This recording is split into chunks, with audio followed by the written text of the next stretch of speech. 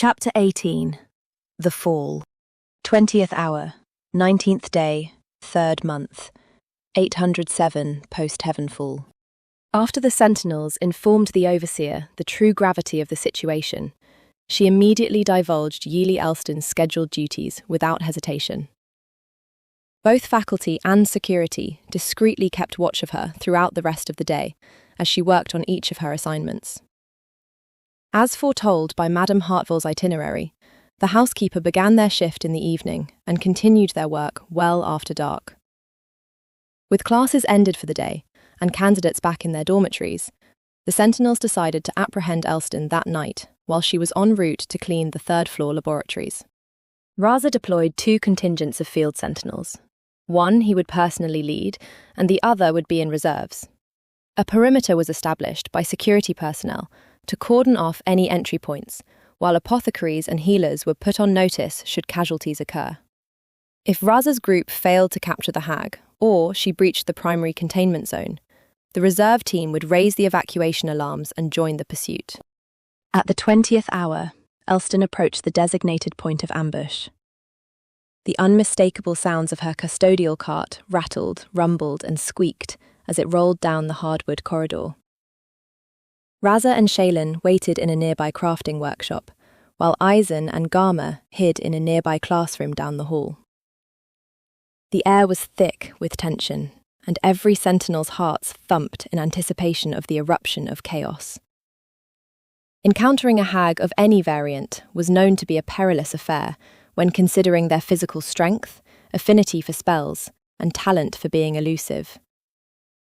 Regardless of the threat, the waning health of the infirmed candidates steeled the Sentinels' resolve to see their duty through. Raza waited for the moment the cart passed in front of the entryway and started the countdown. With one hand on the handle and the other raising 3 fingers, he cued Shaylin to spring the trap. 3, 2, 1. The second sentinel swung the door open and Shaylin blurred past with a faint trail of orange arc. His decades of martial arts training and field experience had honed his entire body into a missile, earning accolades as the swiftest among his class. He closed the distance between himself and Elston in the blink of an eye and lunged forward with arms stretched out, ready to restrain her. Yet despite his incredible speed, Shaylin was still caught off guard when the housekeeper snapped her head backward and gazed at him with a nightmarish grin. Elston's whole body swung around in one fluid motion as her arms grabbed the cart and hurled it at him.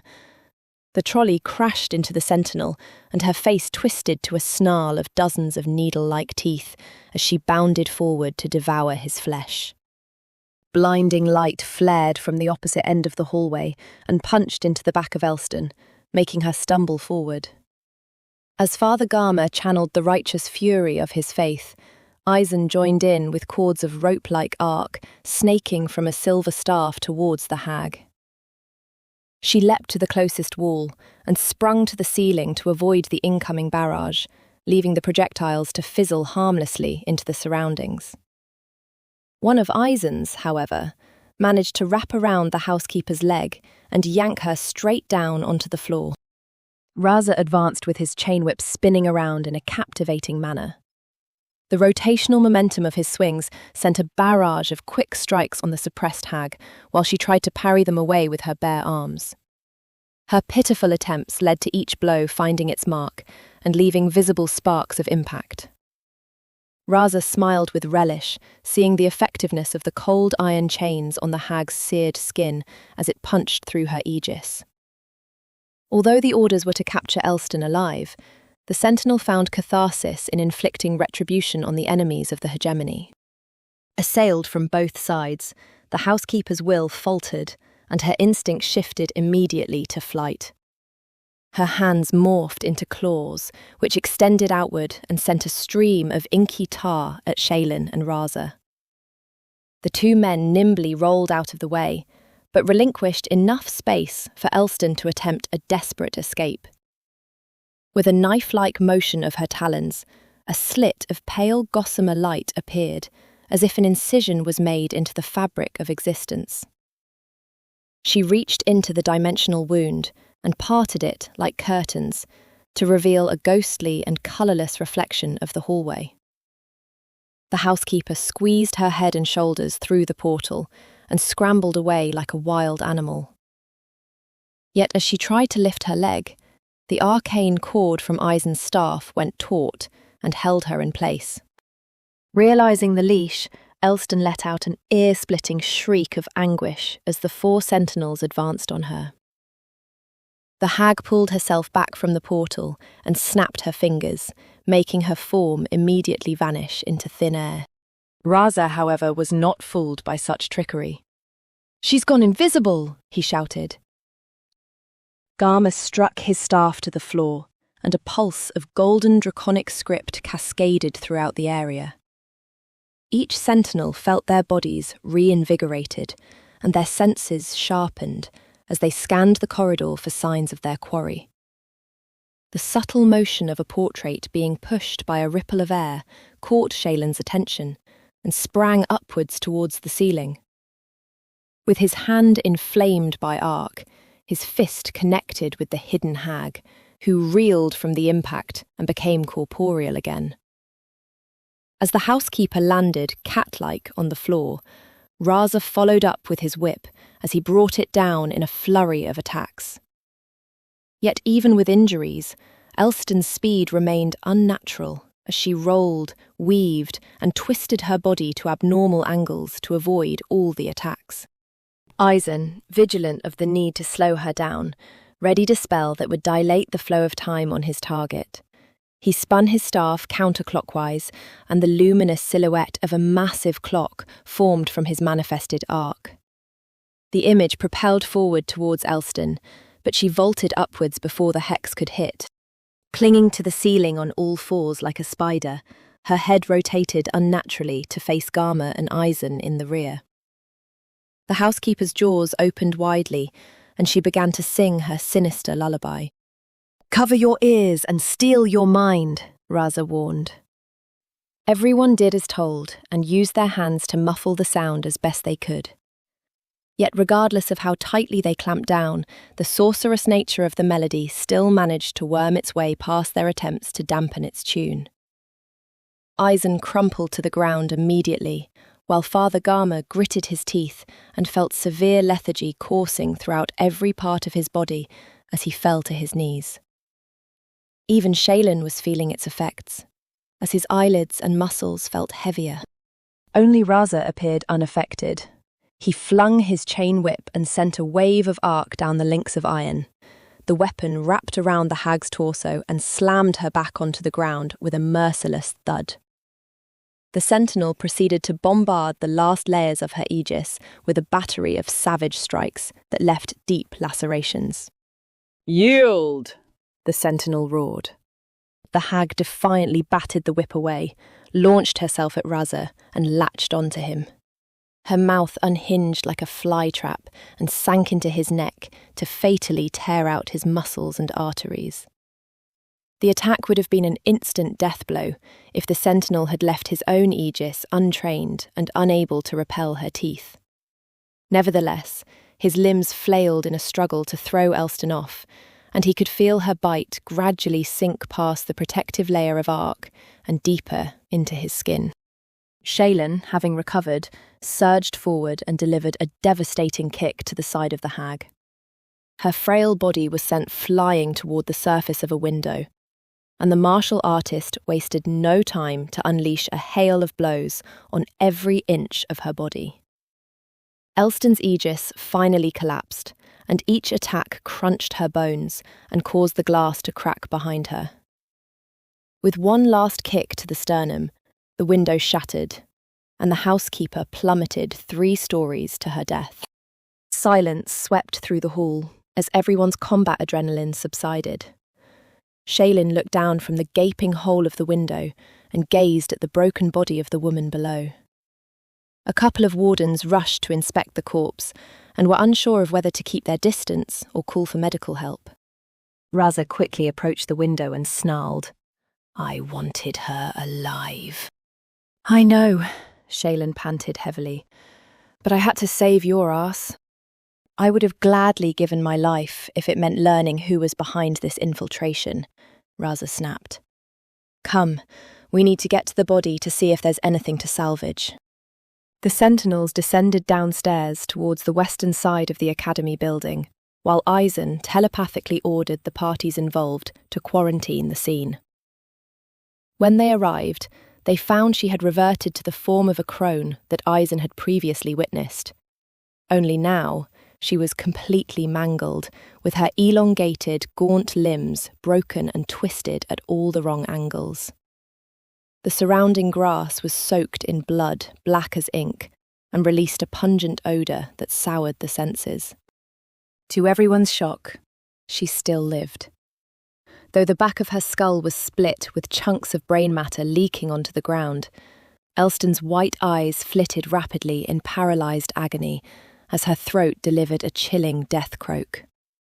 Her gaze suddenly fixed with Raza's, and her bloody lips parted as if trying to speak. With the chain whip wrapped tightly around his hand like a gauntlet, the Sentinel warily leaned closer to put his ear near her mouth.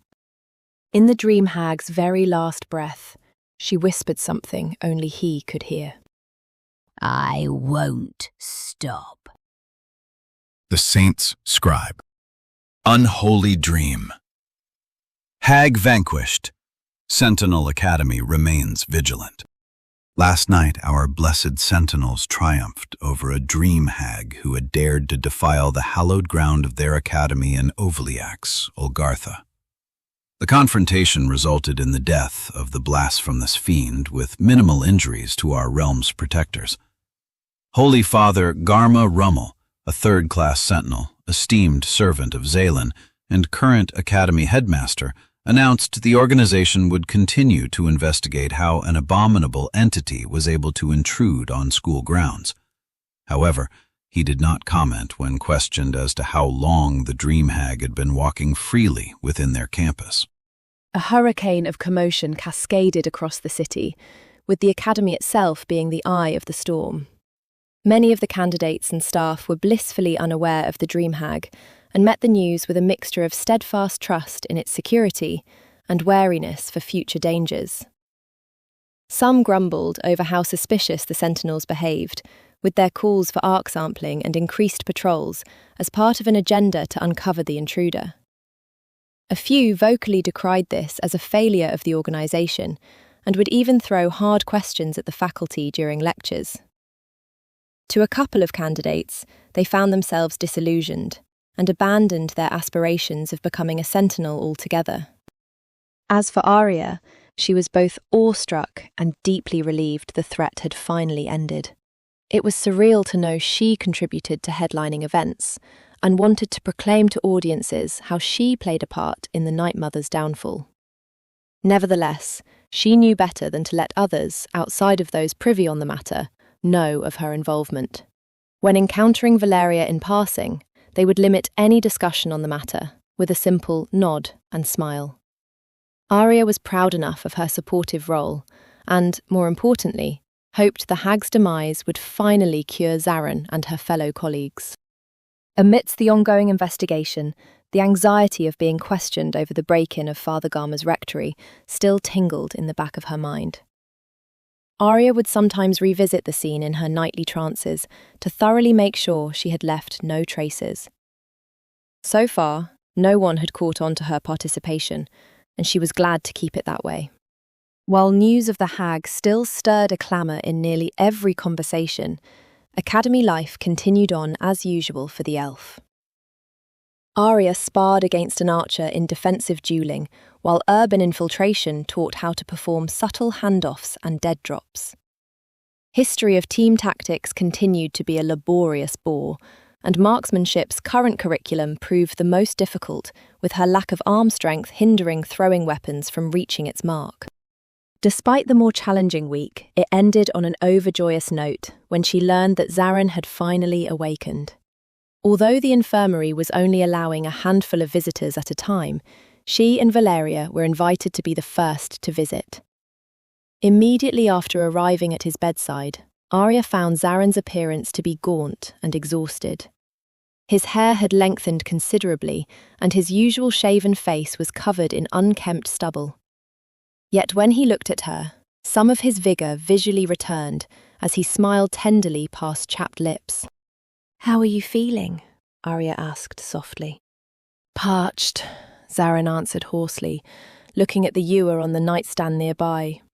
He strained to fetch it himself, but Ariya urged him to relax and poured a glass for him. Using an arm as support, she helped him sit up comfortably so that he could drink. "Much better, thanks," he whispered. His gaze wandered to the windowsill next to his bed, where flowers, treats, and well-wishing cards were placed by friends and acquaintances. Ariya's owl beast plush was also among the gifts, and stared back at him with beady eyes. "They said I was out for weeks. How?" "It was the Night Mother," Valeria answered. "After we arrested Coley, she disguised herself as one of the housekeepers and infected you and some of the candidates. I'm assuming it was an act of revenge for capturing her protégé." "She came here?" "Unfortunately. The Sentinels are still investigating how she bypassed the security wards, and they think someone from the inside helped let her in." "That's unsettling." Valeria nodded in accord. "Rasa is combing over Elston's residence and will hopefully uncover something. Although dream hags are notorious for being good at hiding secrets, they may have to bring in experts who can gaze into the ethereal dimension to find clues." "Dream hags? Is that what the Night Mother was?" "Oh, I forgot you weren't present when Ariya made the discovery. Yes, she studied the arc waves where Coley died and found they matched those of dream hags." "I did have help," Ariya admitted bashfully. "Your turn to save me then. Thank you." Zarin smiled faintly at Ariya before turning back to Valeria. "Why didn't the Night Mother just kill us quickly?" "From what I've researched, they're known to harvest arc off of people," Valeria clarified. "They paralyse their victims with nightmares to wear them down slowly and then offer sweet release once the mental state has completely broken. That's why I had so many terrible dreams. It felt like a maze of them, just never ending." "How sadistic," Ariya commented. "What could they possibly need to harvest people's arc for?" "No one is sure," Valeria said, while slightly shrugging her shoulders. "Some say they use them for potent rituals, and others say they're for trading. I can't believe it was Madame Elston. She was always so acrimonious with me, but I assumed that was how she was with everyone." "It would also be the reason behind the mood shift noted by Overseer Hartwell," Valeria remarked. "Either way, the Night Mother is dead at the hands of Sentinel Raza. Zarin and the other victims waking up means the grip she had over the Academy is released." "There's still the co-conspirator," Ariya muttered. "You're correct, which is why you should find comfort in the fact their plan was foiled. Hopefully it won't be long until we figure out who was working with Elston." Satisfied with Zarin's improving condition, the Sentinel began to take her leave. "I have to make up for lost time on some documentation, so I'll bid farewell so you two can reconnect. Zarin, I'm sure you'll be on your feet soon. Ariya, thank you so much for all your hard work. I'll be in touch with the both of you when I need help." After bidding farewell, Valeria exited the infirmary, and a heavy silence settled between the two candidates. Ariya watched him stare vacantly across the room, as if desperately trying to remain open. "Was this our fault?" Zarin quietly asked. "What do you mean?" "Everything the Dream Hag did. She followed us for getting involved with Coley." "I don't think that is a fair question to ask," Ariya answered. "We did what was right and helped capture a murderer. No one thought the Night Mother would be so real or vindictive." Zarin remained silent, as he knew his colleague was correct. However, the phantom version of Coley from his dreams haunted him even while conscious. Ariya, meanwhile, saw the ordeal had clearly left him psychologically hollowed, to the point it would take more than time to heal. A mixture of sorrow and bitterness began to swell from within, as she resented the Night Mother for damaging the lives of so many she knew personally. Yet, beneath the animosity, she also felt deep regret for not being able to intervene sooner. Tears began to well up, but before she gave in to the tide of emotions, she saw Zarin point to the albeast nestled between the gifts. "I see you left a friend," he said, looking at it fondly. Ariya let out a small laugh as she quickly wiped away a stray teardrop. "Someone had to be vigilant to protect you. How well did he do, considering his head is a bit lopsided?" "I beg your pardon. I'll have you know Sir Alexander has been through many fierce battles to keep you safe." Zarin chuckled as he jokingly put a hand over his heart. "I apologize to the Great Lord. The fact I live means he was victorious." Noticing his spirit improved, Ariya reached for something inside her satchel. "I also brought you something else." He tilted his head, intrigued. "Another plush?" The elf pulled out a bundle of cloth that was carefully wrapped around 2 ramekins stacked on top of each other. Within each ceramic bowl was a custard with thin caramel drizzled liberally on top. "I remember you were curious to try it the first time we all went out to eat at the Elven restaurant, but you chose not to order it since you were too full." Zarin's eyes lit up as he took one of the bowls. "I'm surprised you remember that. This is very thoughtful." He took a spoonful and made sure to cover it in the caramel to complement. The first bite reinvigorated his dulled taste buds with flavours that were sweet, rich, and creamy. The custard's cool temperature and silky smooth texture made it blissfully refreshing and playful to eat. "This is very good," he exclaimed. "Did you make this?" Ariya shook her head. "I wish I could. I don't know how to cook, so I bought them from the same restaurant." "I appreciate it all the same as if you did," Zarin complimented, before quickly taking another series of mouthfuls. "Honestly, it's not that I was full that evening, but I wanted to save money." "I know. I noticed you're very frugal and constantly complain about prices." Zarin smirked. "My family didn't have much, especially after my mother died. My father had to take care of me and my 2 other siblings on his own, so we were always stretched financially.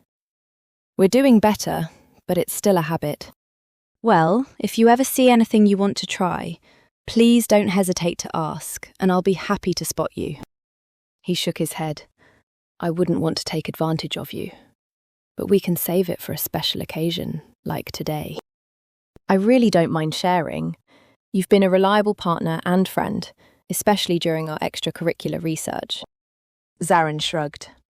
"All I did was read a few books and cross out some obvious entries of what the Night Mother couldn't be. But if you insist, I'll have to come up with a way to repay you in return. Maybe I can cook or bake something." "I'd be most curious to try," Ariya beamed.